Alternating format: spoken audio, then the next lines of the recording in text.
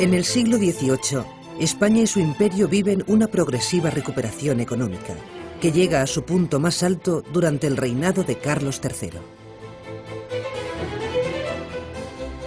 El pensamiento ilustrado nace en Francia a finales del siglo XVII y se desarrolla en el XVIII con el afán de modernizar y mejorar la sociedad. Esta centuria recibe el nombre de el siglo de las luces. La absoluta fe en el poder de la razón intenta eliminar toda tradición, superstición o idea en conflicto con el ideal de progreso humano. La metáfora de las luces es una metáfora acuñada por los propios ilustrados, es decir, que se utilizó en la época y que trataba de subrayar la idea de ruptura, de superación, de rechazo del pasado. Los ilustrados se consideraban a sí mismos heraldos de la luz, de la razón, del conocimiento frente a las tinieblas de la ignorancia. Los pensadores ilustrados creen que ha llegado el momento de que el hombre salga de su minoría de edad y supere su incapacidad para pensar por sí mismo.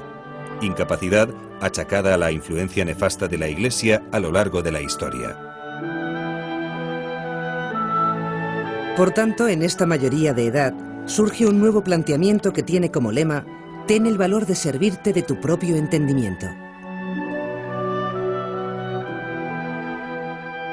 La Ilustración es una corriente muy preocupada por las ideas políticas y sociales.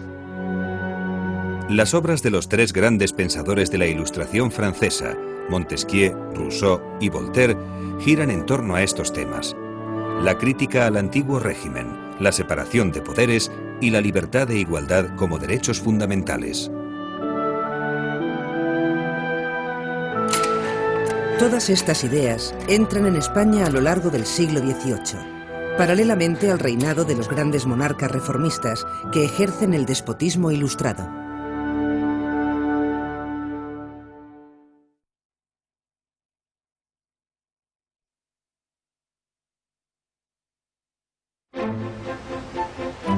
España conoce durante el segundo reinado de Felipe V y los reinados de Fernando VI y Carlos III el proceso de modernización conocido como reformismo borbónico, basado en la creación de un Estado fuerte y preocupado por solventar el grave déficit hacendístico.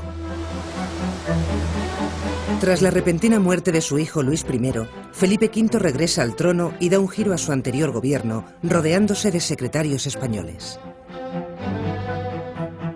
Felipe V inicia los primeros pactos de familia que significan el apoyo a Francia en las guerras de sucesión polaca y austriaca.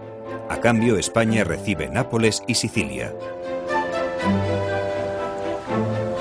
Tras esta política exterior se encuentra la segunda esposa del soberano, Isabel de Farnesio, que busca colocar a sus hijos en los reinos italianos. En los últimos años de su vida, el trastorno mental de Felipe V, por el que ha sufrido siempre fuertes depresiones, se acentúa hasta dejarlo incapaz para el gobierno. El rey duerme por el día y trabaja por la noche, por lo que todos sus ministros han de acomodarse a su extravagante horario. Fernando VI, tercer hijo de Felipe V, no es un hombre de talento. Sin embargo, su reinado queda como una etapa positiva, en la que la neutralidad y la paz permiten la reconstrucción interna del país. La creación de una gran armada que proteja los intereses del comercio ultramarino es la prioridad política. Al mismo tiempo, Fernando VI fomenta la entrada de las nuevas ideas ilustradas, tan de moda en Europa y necesarias para una España que está fuera de la vanguardia cultural.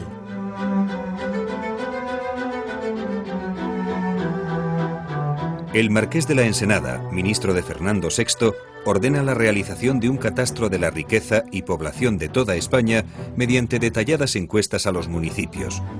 El objetivo es establecer una única contribución para poder eliminar los numerosos impuestos que recaen sobre la población.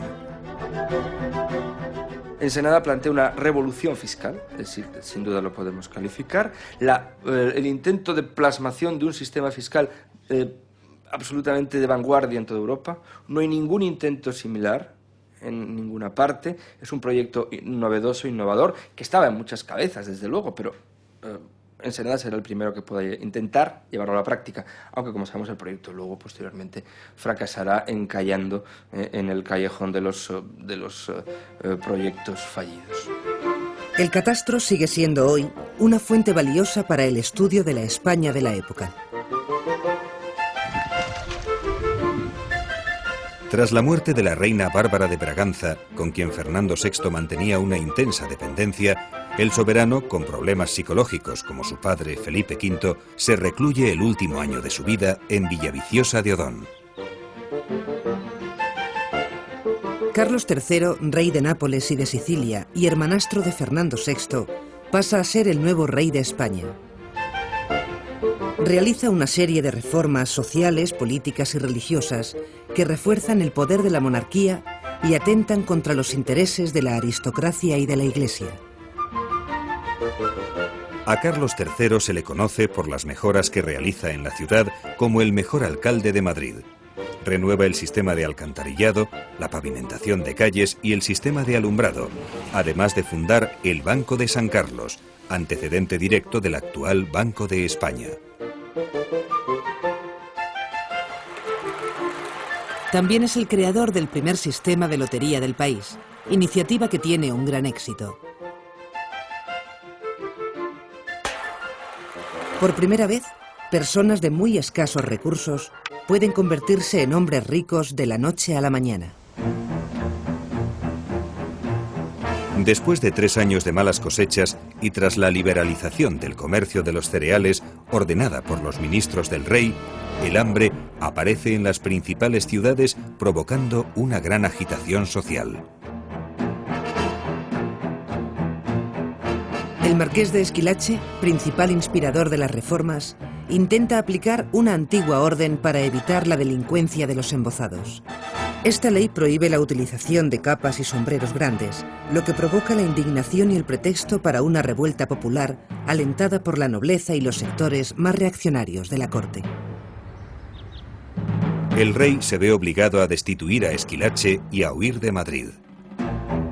Una vez calmados los ánimos y tras el regreso del monarca, los jesuitas son acusados de haber promovido el motín y Carlos III decide la expulsión de la orden. Se confiscan las propiedades de la compañía y las universidades quedan bajo el control real.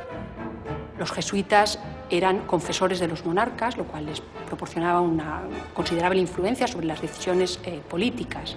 Eran también educadores de la nobleza a través de numerosos establecimientos educativos y muy especialmente de los colegios mayores que en la España de los siglos XVI, XVII y XVIII ejercían un auténtico monopolio sobre los cargos administrativos. Los jesuitas eran también confesores y predicadores con una gran influencia sobre las conciencias colectivas. Por todas estas razones tuvieron poderosos enemigos en la España del siglo XVIII, entre los sectores reformistas del gobierno y también entre algunos sectores de la Iglesia, por ejemplo, los obispos reformistas y algunas órdenes rivales como los dominicos. También, y eso es muy importante, la defensa que los jesuitas hacían de la doctrina del tiranicidio, es decir, de la legitimidad de la de la revuelta contra el poder real, si éste se utilizaba de forma despótica, y la estricta obediencia que ligaba a la Compañía de Jesús con el papado, chocaban con la política regalista de la monarquía. Carlos III es el rey más característico del llamado despotismo ilustrado, una manera de gobernar que se resume en el lema «todo para el pueblo, pero sin el pueblo». Muere un año antes de que estalle la Revolución Francesa.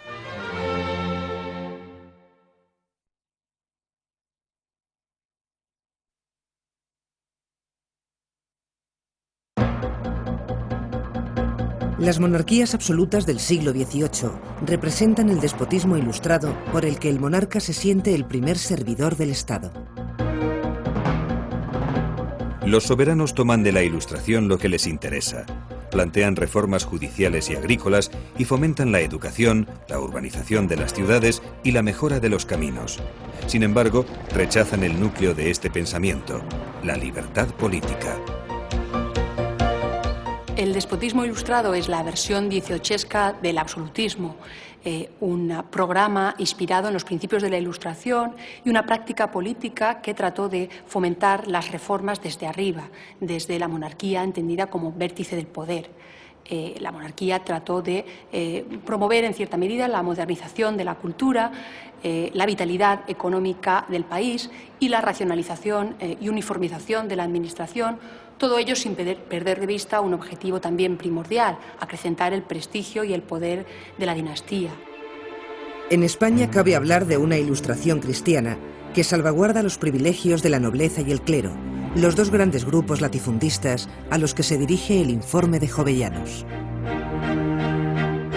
Gaspar Melchor de Jovellanos es el ilustrado español más eminente. Su informe sobre la ley agraria contiene uno de los diagnósticos más acertados que jamás se haya escrito sobre los males de España, denunciando el desigual reparto de la propiedad rústica y la situación miserable del campesinado.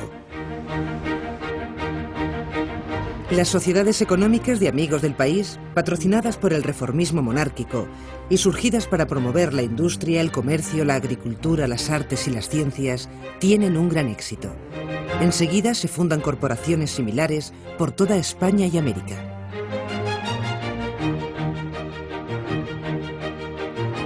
La agricultura es uno de los ámbitos donde la voluntad reformista se manifiesta con más intensidad. Tratan de crear un nuevo tejido social basado en pequeños agricultores de nivel de vida relativamente desahogado que contribuyan a enriquecer el país. Una de sus vertientes es la política de repoblación, con la colonización y creación de nuevas poblaciones en Sierra Morena, con centro administrativo en La Carolina, una ciudad de nueva planta cuidadosamente diseñada según los presupuestos ilustrados, como se había hecho en Nuevo Baztán, en Madrid.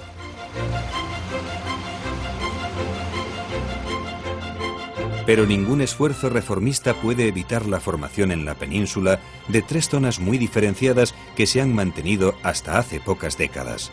Un interior subdesarrollado, una Andalucía agraria oligárquica y un norte y este prósperos.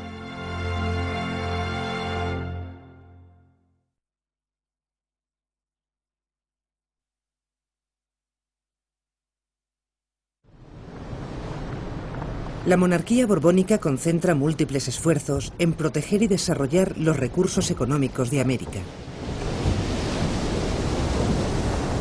Inglaterra y España llegan a un conflicto naval en América por intereses comerciales enfrentados en sus respectivas colonias.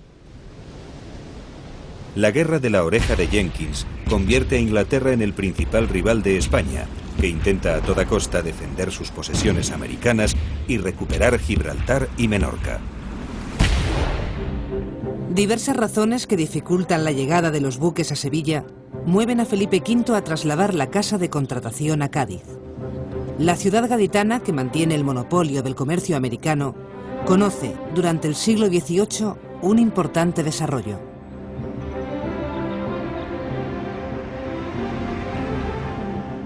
Años después, el rey trata de imitar las compañías de comercio con base en los puertos del norte de Europa. Para ello crea la Real Compañía Guipuzcoana de Caracas, que goza del monopolio para comerciar cacao con Venezuela, con lo que se consolida la creciente moda del consumo de chocolate. La patata y el maíz son los productos americanos que van ganando sitio en la dieta y la agricultura de la España atlántica. Carlos III da un giro a la política comercial con América y abre 8 puertos más en España al intercambio con las colonias americanas. De este modo, la metrópoli y su imperio americano experimentan un poderoso empuje comercial. En contra de la idea del monopolio, se propone la idea de la libre competencia de puertos como acicate a una mayor actividad. Es decir, si hay más competencia, la actividad será mayor. Eso es lo que se planteó, y evidentemente fue así, sin duda. Pero junto con ello, también la activación de sectores económicos peninsulares a partir de la necesidad de abastecer a los mercados americanos. El caso más evidente es el textil catalán. De América procede una de las razones que propician la expulsión de los jesuitas, la acusación de proyectar un imperio en Paraguay al margen del poder real. El Paraguay puede proporcionarnos otro ejemplo.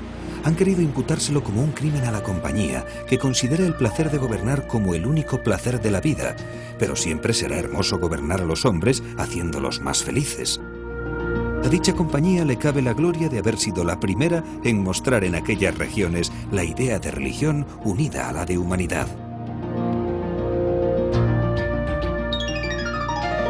Los jesuitas representan un peligro para el poder centralizado de los reyes borbones. El control que ejercen en América se organiza en reducciones o misiones. Habitadas por los indígenas y protegidos por los jesuitas de la rapacidad de los terratenientes portugueses y españoles, constituyen el llamado Estado jesuítico. Los investigadores botánicos españoles realizan la mayor aportación a la ciencia al describir buena parte de la flora y fauna americana, con actuaciones como la expedición botánica emprendida por Celestino Mutis y Francisco José de Caldas. En consonancia con el espíritu ilustrado de estos años, se organizan expediciones científicas a América. Jorge Juan, Antonio de Ulloa y Alejandro Malaspina son los grandes expedicionarios del momento. Sus pensamientos y reflexiones suponen la incorporación de España a la ciencia moderna y una interesante propuesta sobre la forma de mejorar el gobierno y aprovechar el imperio. La importancia de la vertiente colonial y de las relaciones con los territorios ultramarinos se pone sobre todo sobre el tapete como el gran objetivo de la política y de los recursos españoles con el reinado de Carlos III. Ese es va a ser el gran eje y todo queda supeditado a eso, ¿no? Yo creo que sería una forma muy correcta de vertebrar toda la segunda mitad del siglo XVIII, hablar de las relaciones con América. Para ello se proponen reformas a través de medidas políticas, educativas y científicas. La búsqueda de recursos minerales y vegetales anuncia el desarrollo de la industria, la medicina y la alimentación.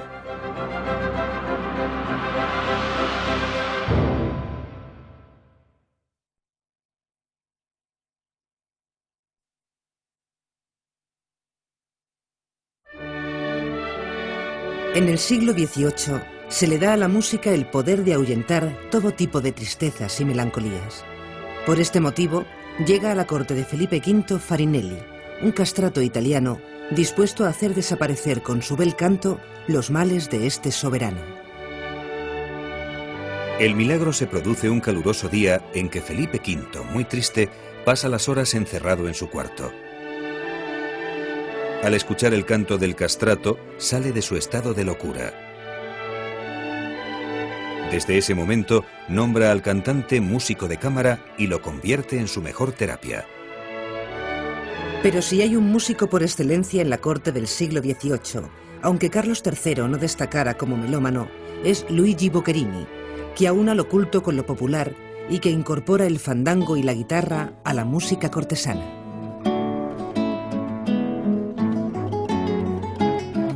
La fabricación artesanal de la guitarra española sigue siendo hoy prácticamente igual que hace 300 años. Este instrumento se compone básicamente de la caja de resonancia, el mástil, el puente, el diapasón, los trastes y el clavijero. La tapa armónica de la caja de resonancia ha de ser de una madera con alta resistencia y baja densidad. El luthier es un artista consciente de que el resultado final, es decir, la música, depende no solo del artista que toca el instrumento, sino de cómo haya sido construido este. Un buen luthier ha de ser necesariamente un buen músico. La calidad de una guitarra no está relacionada con la cantidad de sonido que es capaz de emitir, sino con la riqueza tímbrica, expresiva y dinámica. La acertada elección y combinación de los materiales y la precisión en la construcción son las claves para conseguir un buen instrumento musical.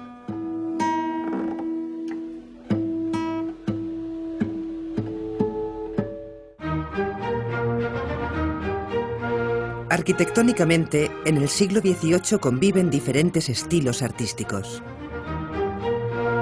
El churrigueresco es un barroco tardío que se da en España y sus colonias americanas, especialmente en México, en el segundo tercio del siglo XVIII. Este estilo introduce una manera de decorar que llega al extremo de recargar las fachadas con guirnaldas, jarrones, florones y angelotes. Churriguerescas son la fachada del Museo Municipal de Madrid, la Plaza Mayor de Salamanca y la gran fachada del Obradoiro de la Catedral de Santiago. El rococó surge en Francia a mediados del siglo XVIII y llega a España de la mano de artistas franceses que Felipe V trae a su corte. Es un arte esencialmente decorativo relacionado con la vida cortesana y ambientes de ostentación. Pero en estos años centrales del siglo XVIII es el neoclasicismo el movimiento artístico más predominante. Es un arte que sirve a los intereses reales de promover las ideas ilustradas, es decir, racionalismo y equilibrio frente a la fantasía y éxtasis del barroco. Clasicistas son la mayor parte de los edificios reales y utilitarios del momento, como la Fábrica Real de Tabaco en Sevilla. Los palacios reales son las mayores empresas constructivas y decorativas de estos años. El Palacio de la Granja, levantado para Felipe V, y el Palacio Real de Madrid, ambos diseñados por el mismo arquitecto, Felipe Yubara, se construyen en un breve espacio de tiempo. El Palacio Real de Madrid se levanta sobre las cenizas del desaparecido Alcázar.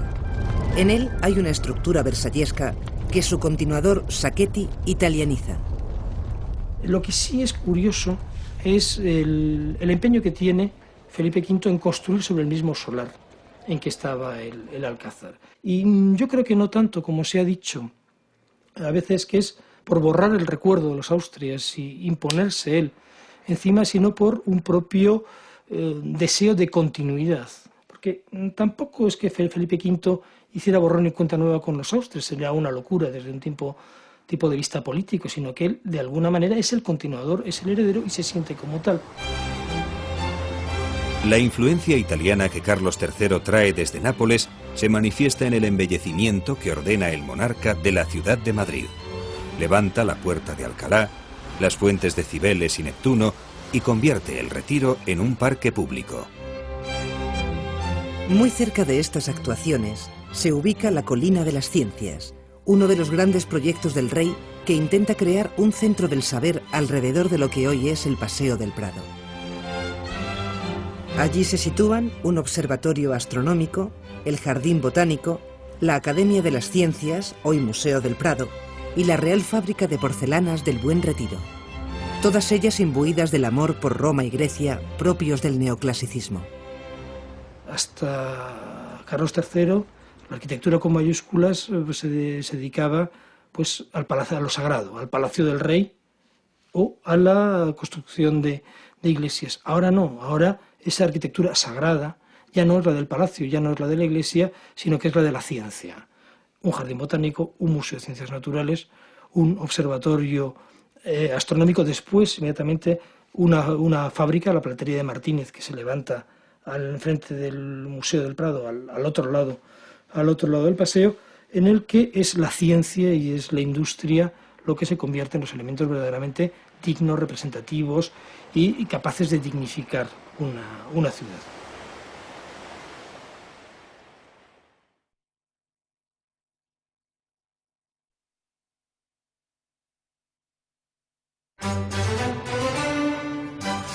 Vestir y decorar el interior de los grandes palacios que construyen los monarcas no es una tarea sencilla. El ambiente rococó que respira la corte borbónica exige un gran refinamiento. Las innumerables salas de los palacios están repletas de muebles, tapices, cortinajes, bronces, vidrios y porcelanas. Por todo ello, y copiando el modelo francés, los reyes promueven la creación de fábricas reales para producir todo tipo de manufacturas con las que abastecer las necesidades de boato y lujo tanto dentro como fuera del país. Su objetivo era cubrir la demanda de ciertos productos, especialmente de importancia estratégica, tratar de limitar la competencia de los productos manufacturados extranjeros y constituirse en ejemplos para la emulación por parte de las iniciativas particulares. No obstante, estas manufacturas, aunque dieron trabajo a miles de personas e introdujeron algunas mejoras en la gestión, fueron un fracaso en términos económicos.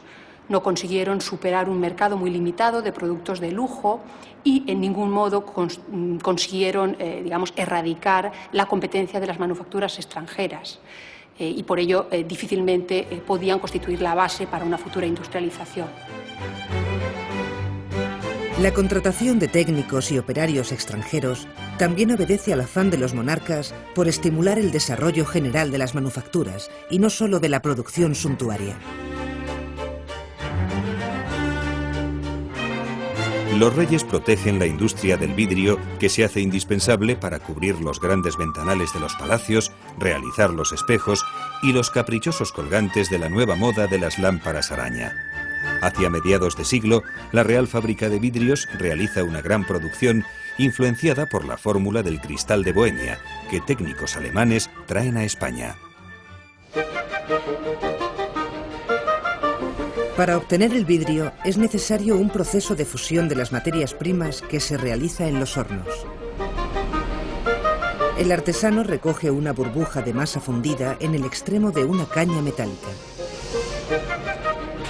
Al meter la masa en un molde fijo y soplar por la caña, el vidrio fundido adquiere la forma del molde. Desvelar el secreto de la composición del cristal estuvo castigado con penas de cárcel y muerte. De nuevo en el horno, el material vuelve a ser maleable y se le da la forma a la parte superior de la pieza. Los maestros alemanes del siglo XVIII accedieron a venir a trabajar a la Real Fábrica de Vidrios si se les permitía fabricar su propia cerveza. El argumento fue que era una bebida medicinal y saludable para el trabajador.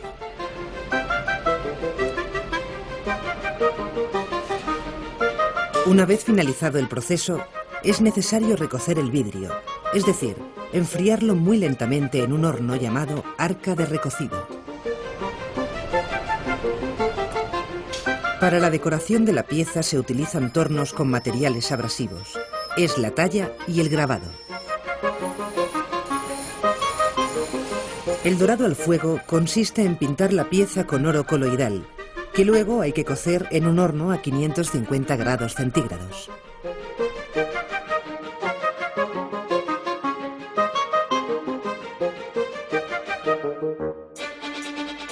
La Real Fábrica que más proyección tiene es la de porcelana, situada en el Retiro de Madrid y llamada la Fábrica de China. Sus principales clientes son las casas reales europeas e importantes casas nobiliarias. Pero su existencia es breve, ya que es destruida por tropas francesas durante la Guerra de Independencia. Tradicionalmente existía en España una fuerte demanda de tapices que se importaban de Flandes. Felipe V crea la Real Fábrica de Tapices de Santa Bárbara, en la que encontramos el trabajo de Francisco de Goya y Lucientes. Durante 18 años elabora cartones, es decir, bocetos, que posteriormente se transforman en tapices, como el quitasol, la vendimia o la boda. Además, los monarcas promueven y potencian diferentes fábricas y escuelas de platería, de relojería y de tejidos de seda. Junto a estas manufacturas de lujo, cuyo mercado es muy restringido, las manufacturas textiles catalanas, la siderurgia asturiana, el comercio vasco y el andaluz son otros sectores productivos en auge, cuya importancia es caudal en la expansión económica del siglo XVIII.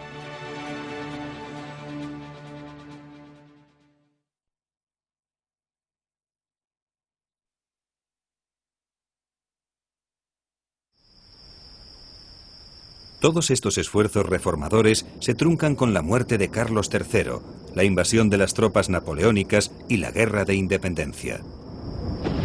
Carlos III planteó una serie de reformas que atentaron directamente contra los intereses de la nobleza y del clero. Al tratarse de reformas superficiales, no estructurales, tuvieron un escaso impacto sobre la mayoría de la población española.